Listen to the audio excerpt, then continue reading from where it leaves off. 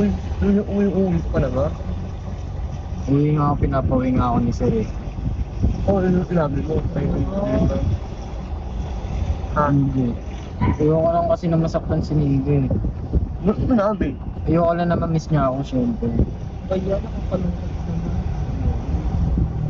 At ako nalungkot ako. Nung iiyak ako pag kumakat naman. Seryo ko yan? Wala na rin naman kasi ako magagawa, Mick eh. Hindi na mabalik ko. Ayun yung gusto ni Sir eh. Paano na yung ace ni? Oo nga. Sabi po ni Sir, papalitan niya na daw po ng Yoshnet. Wala. Ngayon naman.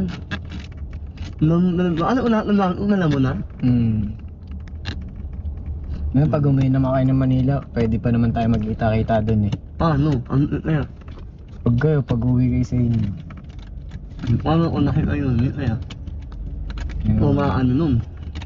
Na kami. Diba? Chat-chat na lang tayo. Basta, Mick, alagaan mo si Nika. Oo. Ano? Ano ako?